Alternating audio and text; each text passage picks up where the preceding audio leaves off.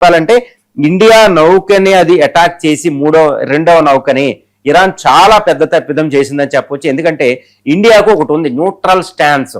అంటే ఇటువైపు ఉంటది, అటువైపు ఉంటది. ఏ దేశం పక్షం వహించదు.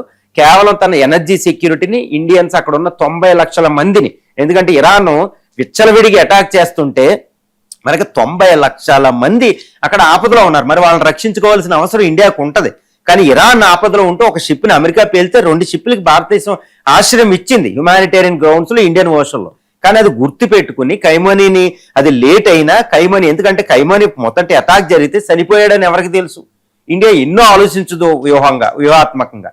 కాబట్టి ఇరాన్ ఇండియాని శత్రుగా చూడడం అనేది ఇరాన్ చేసే అతి పెద్ద తప్పు అండి ఇక్కడ.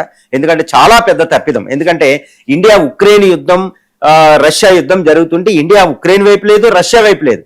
రష్యా ఆయిల్ దిగుమతి చేసుకుంది కాబట్టి రష్యా వైపు వ్యవహరించినట్టు ఉంది, కానీ తటస్థంగా ఉంది. ఈ వ్యవహారాన్ని ఇరాన్ చూడాలి. ఎందుకంటే ఇరాన్ అనవసరంగా నేను షాంఘైలో ఉన్నాను, ఇది ఉన్నాను, చైనా రష్యాల సపోర్ట్ ఉంది, ఇండియా ఎందుకు సపోర్ట్ చేయకూడదు అనుకుని ఇండియా షిప్ ని అటాక్ చేయడం అనేది ఇరాన్ లాంగ్ టర్మ్ లో దీర్ఘకాలికంగా చాలా నష్టపోతుంది అక్కడ.